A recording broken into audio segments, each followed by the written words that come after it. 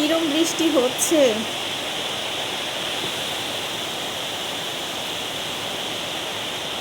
রাস্তাঘাট একদম অবস্থা কাহিল।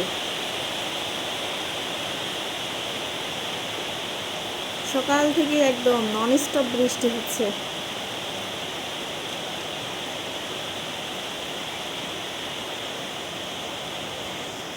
আকাশটা একদম মেঘে ভরা। তো এখানে মাংস বের করে নিয়েছি, ভাবলাম আজকে একটু মাংস রান্না করি। আর যেহেতু ওয়েদারটা বৃষ্টিময়, সেক্ষেত্রে ভাবলাম একটু মাংস টাংসই খাই। তো সেই কারণে মাংসটা বের করা আর সুন্দর করে কেটে ধুয়ে পরিষ্কার করে নেবো। এটা কিন্তু মানে হাড়, শুধু হাড়যুক্ত মাংস। এই যে এগুলো হাড় খেতে কিন্তু বেশি ভালো লাগে, যে মাংস সহ হাড়, প্রত্যেকটা হাড়ই কিন্তু মাংস। এই হাড়গুলো খেতে কিন্তু অনেক অনেক মজা হয়।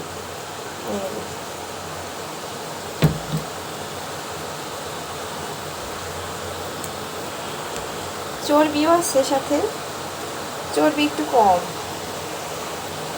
সাথে যে খোপরা সব মিক্সড করানো।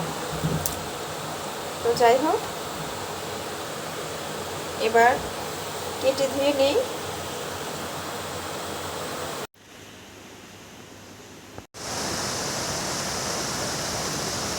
অনেক বৃষ্টি হচ্ছে, কাপড়গুলো উঠাই নেই, একবার করে দে আর একবার করে উঠাই। মনে হয় যে অন্ধকার হয়ে আছে পুরো এলাকাটা। ক্লিপগুলো আমি খুলে নেই। এমনিতেই ছোট একটা বারান্দা, তারপরে সব সময় এমন বৃষ্টি হয়।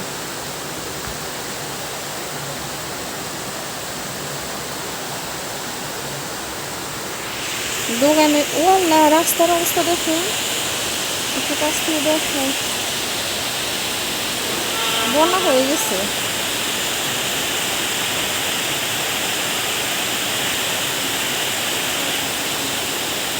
মানুষের চলাফেরা কত কষ্ট। আল্লাহ,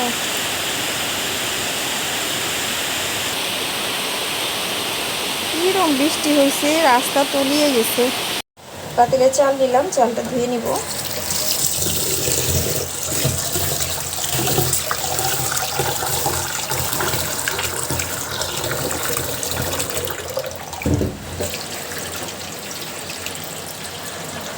এত পরিমাণে বৃষ্টি হচ্ছে, রাস্তা দিয়ে চলাফেরা অনেক কষ্ট হয়ে যায় বৃষ্টির সময়। আল্লাহ মাফ করুন।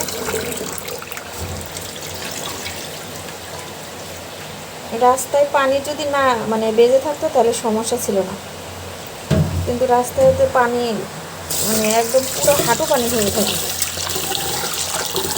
তারপরে ড্রেনের রাস্তা থাকে, উপরে ভাঙা টাঙা থাকে, ভয় লাগে চলাফেরা করতে। আল্লাহ ভরসা, মানুষের কোনো হাত নেই, আল্লাহ যা করবে তাই।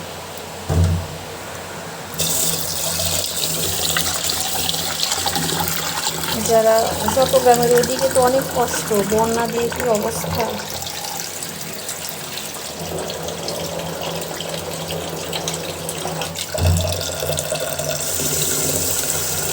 চালটা ধোয়া হয়ে গেল।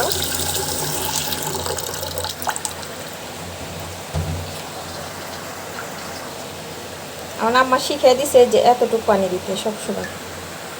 এখানে সব মশলাগুলো নিয়ে নিলাম, আদা, জিরা, কালো এলাচ, দারচিনি, গোলমরিচ, সাদা এলাচ সব কিছু নিয়েছি। এটা এখন ব্লেন্ডার করে নিব।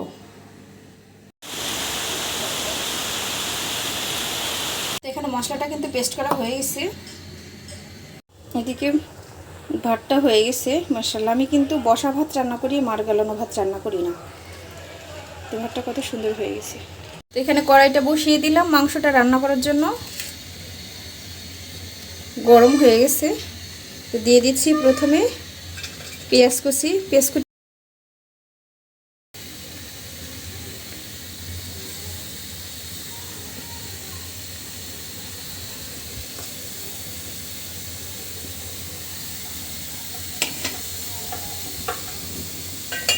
দিয়ে দিব তেল,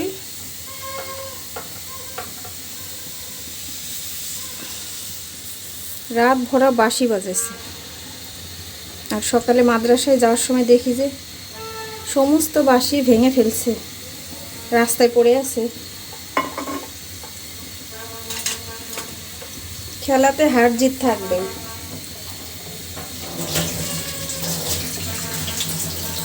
এতে রাগ করে লাভ আছে?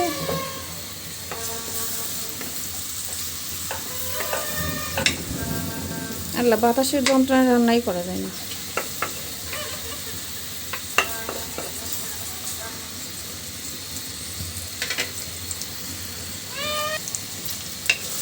পেস্টটা সাইড করি। আজকে ফোড়নে শুধু তেজপাতাটাই দিব, আর সব কিছু পেস্ট করে ফেলেছি।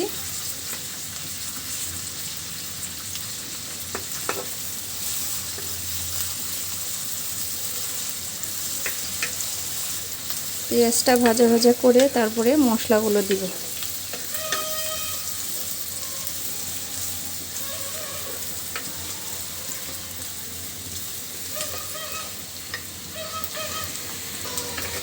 পেঁয়াজটা ভাজি কিন্তু হয়ে গেছে। এখন মশলার পেস্টের ভিতরে দিয়ে দিব।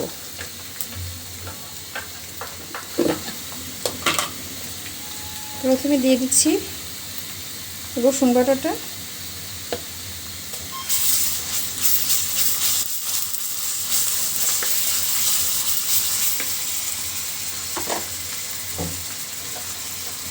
এখানে সব কিছু একসাথে দিয়েছি। দিয়ে দিচ্ছি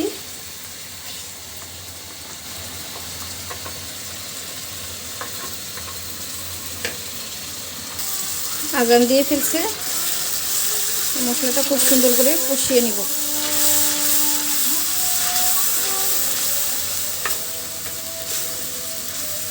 মশলা যত ভালো করে কষানো যাবে, মাংসের টেস্টটা কিন্তু অন্য রকমের হবে, খেতে খুব মজা হয়।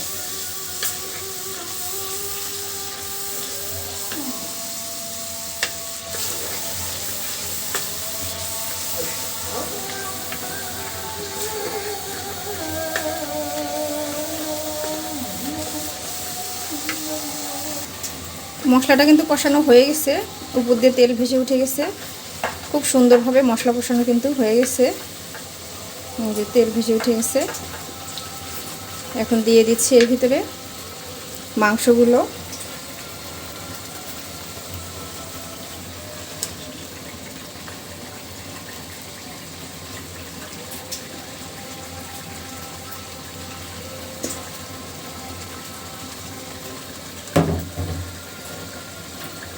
মশলার সাথে মাংসটা খুব ভালোভাবে মিশিয়ে নিব।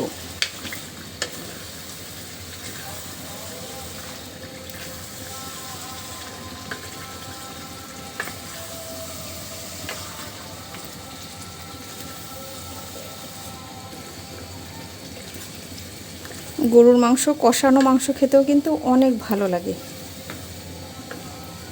কষানো বলি, ভুনা বলি, আবার একটু ঝোল ঝোল রেখে যেটাই খাই না কেন, গরুর মাংসের টেস্টটাই কিন্তু অন্য রকমের। তো মাংসের সাথে কিন্তু খুব ভালোভাবে মশলাটা আমার মেশানো হয়ে গেল। তো এখন সিদ্ধ হওয়ার জন্য ঢেকে দিব।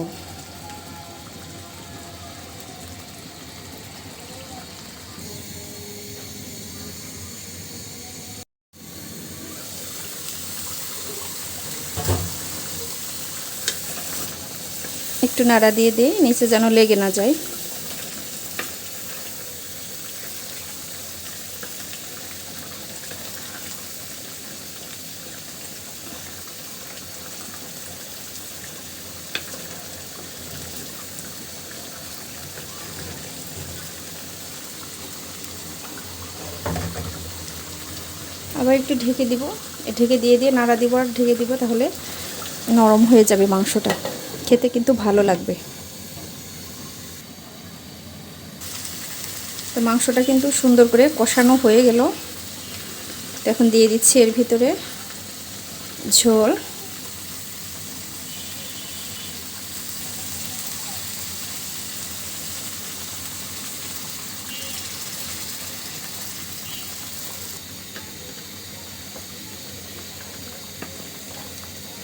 তো ঝোলটা দেওয়া কিন্তু হয়ে গেছে।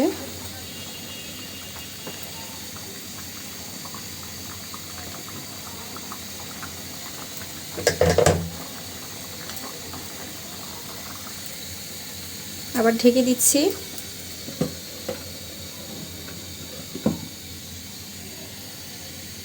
কিন্তু হয়ে গেছে, মাশাআল্লাহ অনেক সুন্দর একটা কালার এসেছে। তো তরকারিটি একটু বেড়ে নেবে, এখন হয়ে গেছে। বিসমিল্লাহ।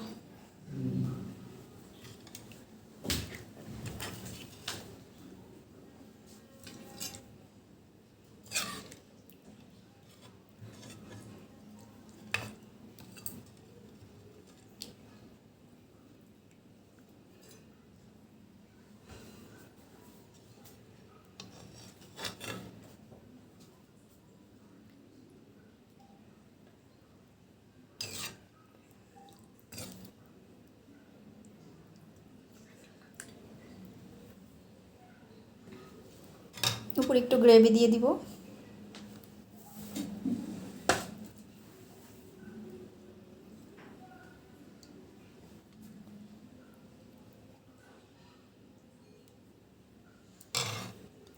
তো আমার রেডি হয়ে গেলে কিন্তু ঝটপট মাংসের তরকারিটা।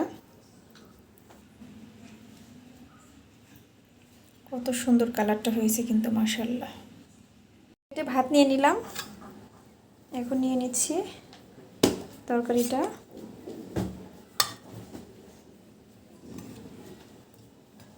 একটুখানি চর্বি নেব, একটু ঝোল নেব।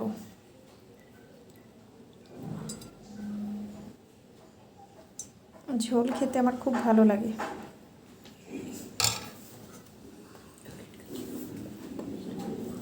বিসমিল্লাহ। একদম নরম সিদ্ধ হয়ে গেছে কিন্তু, এই যে অনেক গরম।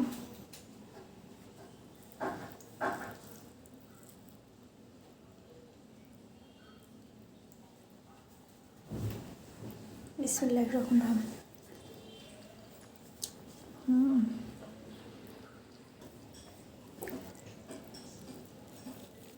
মাংসটা কিন্তু খুব সফট হয়েছে একদম।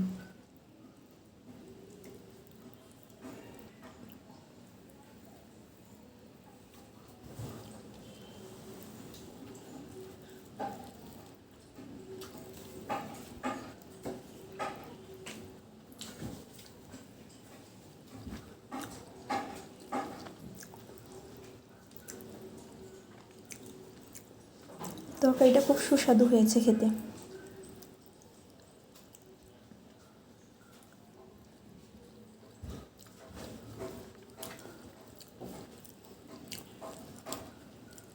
আলহামদুলিল্লাহ, আল্লাহর কাছে শুকরিয়া।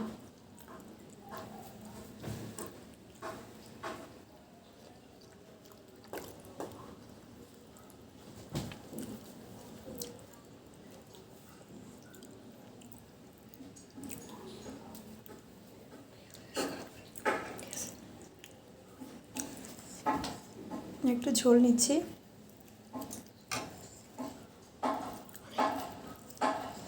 পাশে হলো বাসা বানাচ্ছে, বাসার ছাদ তৈরি করতেছে, সব সময় শব্দ।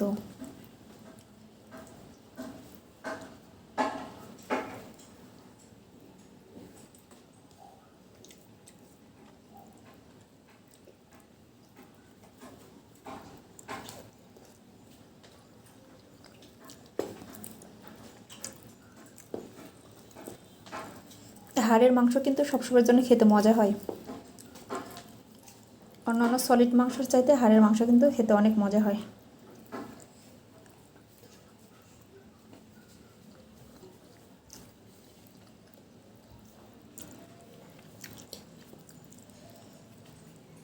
মাংস একদম নরম হয়ে গেছে। নরম মাংস খেতেই ভালো লাগে বেশি, শক্ত মাংস খাওয়া যায় না, দাঁত ব্যথা করে। তো বন্ধুরা, আজকের মতো এ পর্যন্তই বিদায় নিচ্ছি। সবাই ভালো থাকবেন, সুস্থ থাকবেন। আল্লাহ হাফেজ।